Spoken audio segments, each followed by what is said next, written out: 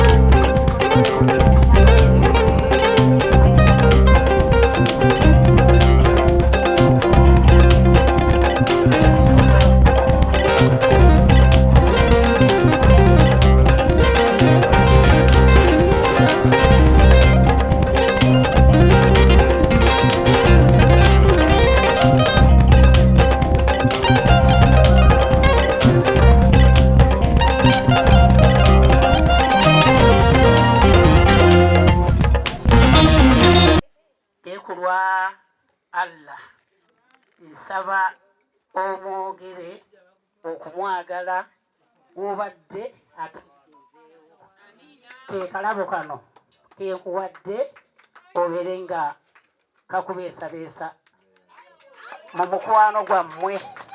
Yongera akayimba kali akabaddeyo kazzeemu awo kabuze kale kubaako akabaddeyo nonyeza akayimba awo. Wekyali kusema official kwoli tukyali mu surprise ya Hamisi Sseggujja.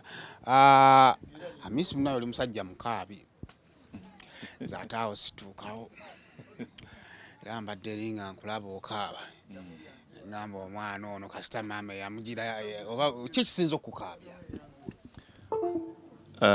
Nina ebizibu bibiri simanyi oba bizibu oba birungi. Bwe nsanyuka ennyo nkaaba ate era bwe nnakuwala ennyo nkaaba. Kiba ku bantu bonna si ku bonna. Nyinayo kyali wange mulimira ne bwanakuwala ate takaaba. So how did it feel naddala nga omanyi surprise ne badde mu interviews zanjawulo nojja wali nosanga oli ne mukulu Medlubowa nojja ntukulaga nti surprise ate tukiira wano nosangawo abantu ogenza otuuka eno nosangawo mami. How did it feel? Amazima essanyu Saimo kyoba omanya kiri nti buli muntu gwe mbadde ntunulako wano abadde ampa surprise y'amaanyi. Kati ate mwakikoze ng'era asembayo ow'okuntikko oyo ye atampadde essanyu ly'amaanyi nnyo. Kineewunyisiza nnyo okusanga maama wange wano mukyala ayeeberera e Butambala okumusanga mu kifo kino. Esebo maama wenkulabye nsanyusa okulaba maama. Nange ssebo nange nsanyusa okukulabako. Ki ekisinza okukolera akawungezi k'olunaku olwaleero? Ekisinza okunkolera ku akawungezi k'olwaleero kubeera mu ssanyu ery'amaanyi ng'omwana wange tamanyi nti wendi ate nga njagadde neekwekemu naye ate nga essanyu njagala nnyo mulingize ndabe nti oba ndaba naye bwandabyeko ngenza okulanga afunyemu eddoboozi ery'omwanguka mama nga waali ani amuleese kale neki bw'akaabye ne njagala okukaaba naye Allah naŋŋumya nga bwe yaŋŋumya mu kumuzaala. Ozza ono ngambe mwebale kwagala Sseggujja munzizaamu amaanyi. Mukiba tukimanyi kino omwana w'amaanyi eno? Mbadde sikimanyi kubanga mbadde mulaba bulabi ku TV nga ntuddekawo mu ddiro lyange ku ebyo bye mbadde mulabamu mu banne nga bindaga nti ayagalwa naye kati kino kindaze n'eri taata we kati ku ssaawa eno Nkululubowa Ahmed nekimpa amaanyi era nange kati bwe naddayo we Butambala ngenda banyumiza nti omwana wange temumuyita wa muzannyo oba mubadde mumuzanyisa awo mumuleke waali. Mami, olunaku Hamisi lwasooka okumulaba ku TV kyawulikika kitya? Nawulira essanyu neŋŋamba nti ono ye mwana wange gwe nzadde jjojjojjo Hamisi Sseggujja Saalongo. Kale nasanyuka naye mu ssanyu lye nafunamu ate waliwo we nafunira oba okwagala okukaaba nga ndaba bamuwalula yenna anuubuse omusaayi gutonnya nga otumanyi nti ebyafirimu olumu babikola nobikola. Abaana ne bagamba jjajja nkuotidde nnyo konsi omwana wange temulaba ye nabwa naye abaana ne bagamba jjajja ebyo babasiiga birangi naye nga mutwalize muli omwana wange mulabe aliko ebiwundu ate mu nnimba. Naye Allah nagenda okugira nali ndi awo ne mukubirako ku ssimu ne mugamba mwana wange nga ntidde nnyo n'aseka ne mmanya ddala abaana bye bambuulidde bibadde bituufu era okuva olwo ne ŋŋuma buli ekibadde kijja mbadde ndi musanyufu eri gyali era nga saagala era n'eri ku kyalo eggombolola yeebudde yonna essaawa ezo bwe zituuka ezize omwana ayogera bamuwa oluyi Wangi omwana ayogera omwana ayogera buli akali amagga bwe kagwa kati tendo era buli mwana ayogera batenda bagwettanira nnyo olw'Hamisi Saalongo Hamisi bonna Balubowa baani kwegamba emizannyo gyabwe era nsaba bakamwana bange bakazi bammwe be mulina Allah abagumye kubanga bali ku kikemo kubanga ate singa olina ogwo online gwolabako era gubeereyo gye bamuyitira Ryan Katonda yakuyambanga Butambala teri internet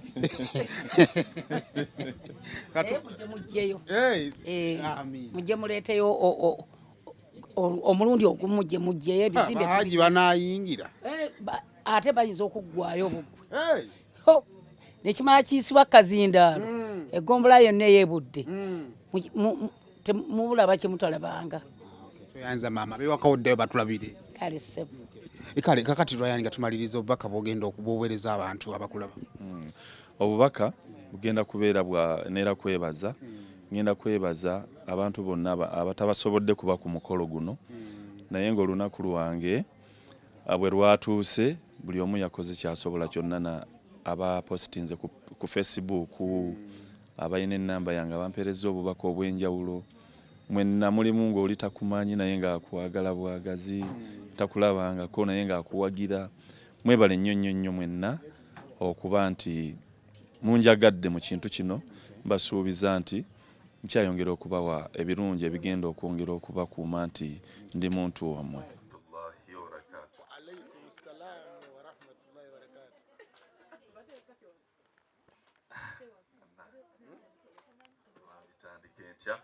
Naye ndi musanyufu nnyo nnyini ddala ngenda kwebaza abakulidde enteekateeka ey'omukolo guno weewaawo nga sinnamanya ani yaleese kirowoozo kisitula maama kumujja mu kyalo naye nga yenna yakireese wankoze obulungi obutagambika. Thank you so much. Ngenda kwebaza kuba olwaleero mukolo ndowooza kwebaza kusiima kubanga munjagulizaako amazaalibwa gange nzaani ababeezezza wano nga buli omu alina puroguramu ze naye ne musalawo muzisazeemu ne mubaawo ku lwange mwebale nnyo, mwebalire ddala. Maama wange omulungi, webale kujja ku mukolo guno. Ngenda kwebaza Team Ham, timwebale byonna bye mukoze okulaba nti mujagulizaako papa wammwe ku mazaalibwa ge. Ngenda kuzzaako mwanyinaze Senga Ashangazi, tiwebale nnyo, webalire ddala. Okwo ngenda kuzzaako abaana bange mwenna okutandikira ddala ku Rema, Kajala, Nakato, Waswa, Swabula, Kamadi Segujja, Hawa, bannange mukoze kyamaanyi nnyo, mwebale nnyo, mwebalire ddala. Muwala wange Sophie, bulaza wange omwogezi w'oku mukolo guno Sula Kikomeko. Ngenda kwebaza bamaama bange. Maama bwe wanzaala ate waliwo be wanzaala nabo. Ngenda kwebaza maama Nabuuma ne maama Alice. Bambi mwebale kunjagala. Banaye buli feesi eri wano munjagala kyenkanyi. Chairman wa Team Ham omukulu Benon Arnold, sebo webale kuwona. Sala Kyagulanyi, webale nnyo kuba ku mukolo guno. Bannange Rashida mwanyina omulungi, webale nnyo. Maama Hawa Enateete, webale nnyo, webalire ddala. Ngenda kuzzaako omugenyi wange gwe bayita Sarah, webale kujja ku mukolo guno. Thank you so much darling. Ngenda kusembyayo omukyala mukwano gwange ennyo nyini ddala. Mukwano gwange oyo kyoli gyendi gwe okimanyi, naye nga bambi webale nnyo, webalire ddala. Enet, thank you so much darling. Ngenda kwebaza omukulu Simon official. Simon bukyanga okola surprise. Leero wanzise andese kipayopayo nga ngenda kutula deal ntwale Aromatic South Africa. Era mbadde njikutulira wano, kumbe ngenda kutula mukolo gwa birthday. Sebo mukulu Simon official, webale byonna bannange. Maze kuguma okusobola okwogera. Singa mwampeeredde wali omuzindalo naali badde sobola kwogera olw'essanyu. Ndi musanyufu nnyo. Maama, amazima webale kunkuza bulungi kubanga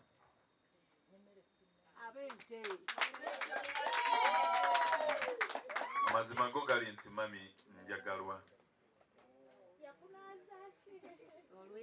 Kankomaawo kulira nkola naye ku dduuka, naye ndese mugambye beerawo essaawa nga zizo nja kukusanga. Nina ddiiru gye ngenda okukutula, ekirungi ngimubuuliddeko. Nambuuza mugenda kuzannyira South Africa nti kanzirukenga promota tannaba kukoowa. nangamba olugendo olulungi musanze wano ankubye omusumaali gwa ddero mpozi bannange lwakuba ndowooza oba lwakuba abadde agenze ngenda kwebaza nnyo mukadde wange muganda wange Sir Ahmed Lubowa yonna gy'oli obaddewo ku mukolo naye olw'emirimu gya romantic kubanga ffe tuli magye byonna byogenzeeko mbimanyi era sikunenya okuba nti omukolo togumazeeko twasayininga omulimu gwonna gwe gujjidde otambulirawo naye nga ndi musanyufu nnyo nyonyini ddala era weebale nnyo byonna kubanga oba oli awo ttiimu eno ndi nayo wano lwakuba